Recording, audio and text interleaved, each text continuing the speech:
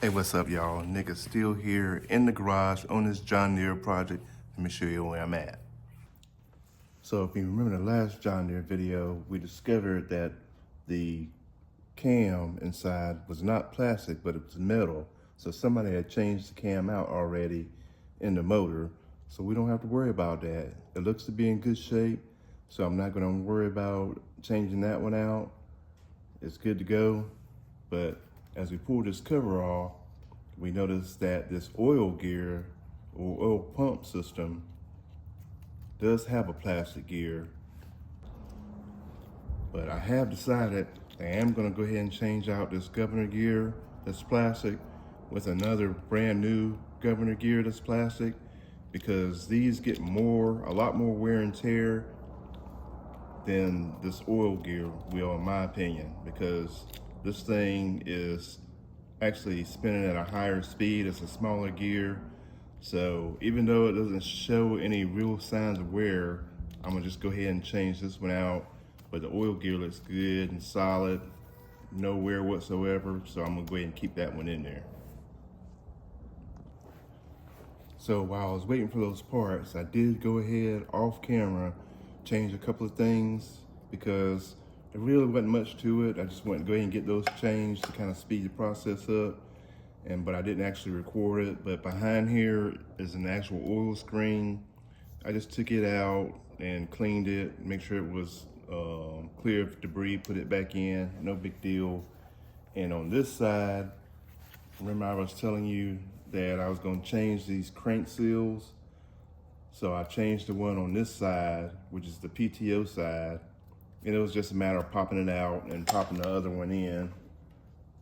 There's the old one right there. So I popped that out, replaced it. It only took a few minutes. Here's a water pump gasket right here. I went ahead and changed that out on the water pump here. I changed that one out real quick. It didn't take long. And what else did I do? Oh, let me show you something else on the motor. Hold on. So something I also did off camera while I was waiting for parts, I did go ahead and adjust the valves underneath this cover on the motor. That only took a few minutes. So you've got two valves, intake and exhaust on this side, and two valves on this side, same deal. So I just adjusted them to 10 thousandths was the spec on them. So I went ahead and adjusted the valves on them. And I wanted to replace this plastic cover because these things, I guess, are known or prone to leaking, but this one wasn't leaking. So look at my gloves already torn. But so I decided for $36, man, I'm not gonna replace this little cover for $36. I can use $36 for something else. So I decided to just keep this plastic cover on this side. It's not leaking, but I had to change the little rubber gasket underneath, which is right here. And what Nick had did was I ordered a set of these off Amazon for $8.99, I think they were, something like that. And I didn't realize that it was two of these in that kit I had ordered for the cam gear. So I'm sending them right back. I'm saving my little $8, $9. And I had a set of these in that kit, so I already replaced this one on this side. Got it tightened down real good. But yeah, this side right here is plastic. And this one, somebody had replaced. See, it's aluminum. And all I did for the gasket here was just put some black RTV sealant on this one and got it locked down. So yeah, I did that too, just to get it out the way. Here's the gasket for that side, the aluminum side. And like I said, the plastic side had one of these in there. So that's been done. So yeah, y'all, as soon as I get that governor gear, the new one, I'm gonna put that one back, the governor back on. This water pump gear is in good shape. Nothing wrong with that. I checked both sides of it. Everything looks good there. So yeah, as soon as I get those parts, I'm gonna go ahead and button this thing back up together, and I think it'll be good to go. So like I said, since we already replaced the seal on the PTO side, this one. Now I want to come back on the flywheel side of the motor. On this end, my plan is to remove this flywheel, get this cover off, remove it, take the fan belt off, and get this seal on the other side replaced, because I think that is where that oil drip was coming from underneath the motor I showed y'all in some previous video. So I need to pop that one out and replace this seal on this side. So that's the next thing I want to do.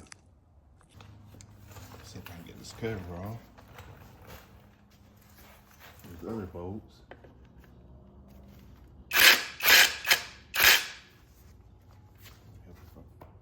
Put the right socket on there.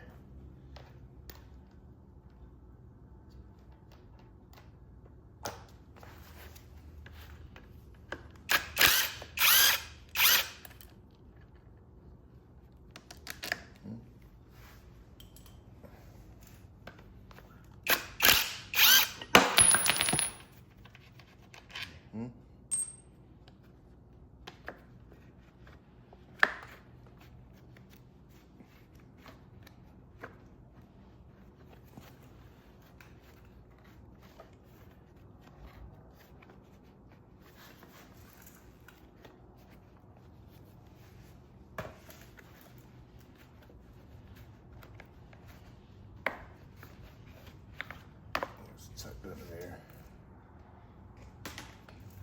Alrighty. These bolts holding on this pulley here. It looks like one piece.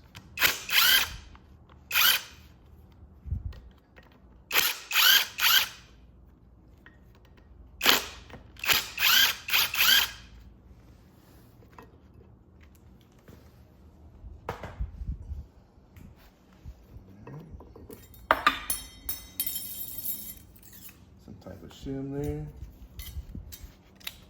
Put that together and derail this belt, which I'm probably going to replace also.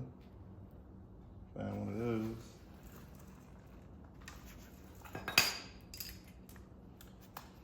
All right, now it's a matter of getting this flywheel pulled off. And normally I could use my, it's not mine, the screwdriver hammer trick. Just give it a tap and it'll pop right off. But in this case, since this motor is it's just sitting here, it's not locked down or anything, I'm probably gonna have to use a puller to get that flywheel off. So hold on, let me figure it out. So I removed the flywheel nut here, and there's really no good place to pry up on this flywheel to get it to pop off. So I'm gonna see if I can find a puller and use it to pull it off. But also I've noticed that it's got wired sensors here and here. So I believe there's some kind of electronic timing set up on this thing also, because this flywheel also has numbers and arrows at different portions of the flywheel. So it's got to go on the same way that you take it off. I'm pretty sure. See how it's pointing to timing marks? So yeah, let me figure that out and see if I can pull this thing off and go from there. All right, y'all, I found one of my Harbor Freight puller sets that I think might work. Get this thing out.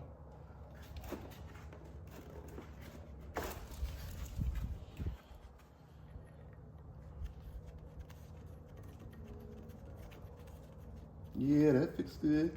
Yeah, shoot. Get the rest of it set up. Hopefully these will be long enough.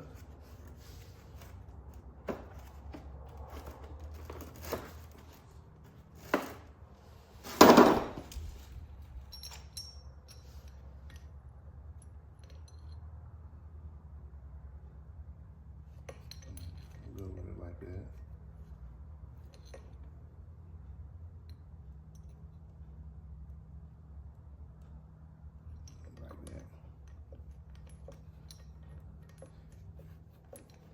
right configuration.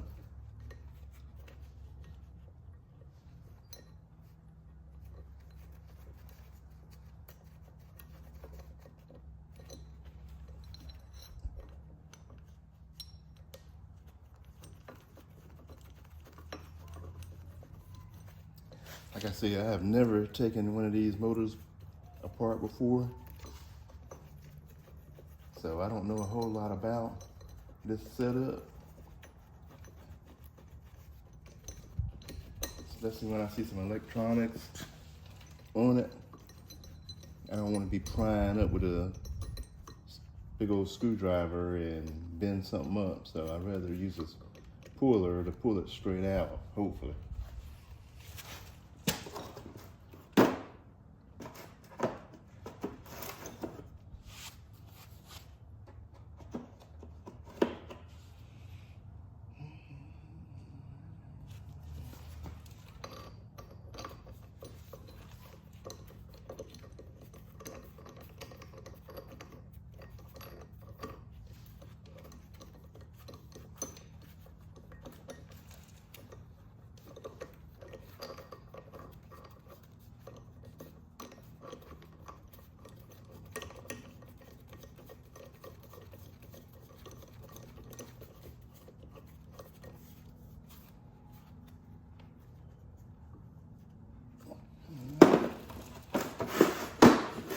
Get a socket to fit it and see what we got.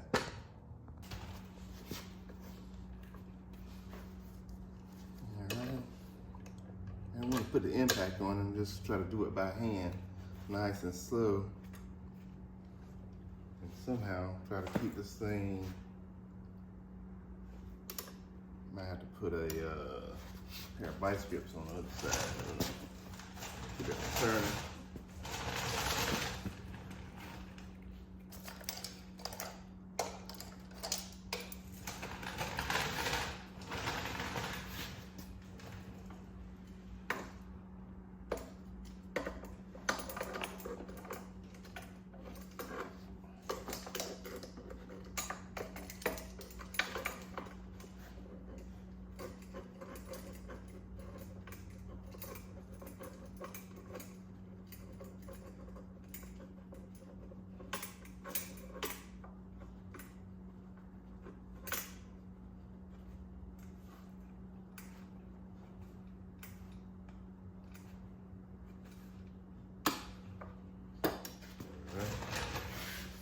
See if that'll hold.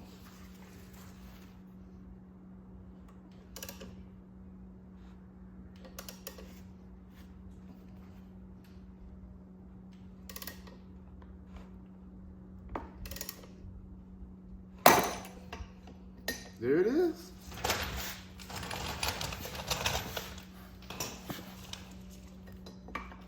I thought it didn't hurt nothing.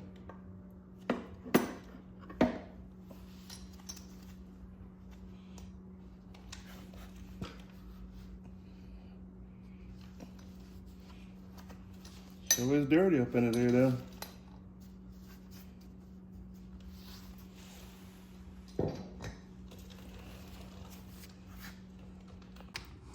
Yo, look at all that dirt and grime that was underneath that flywheel.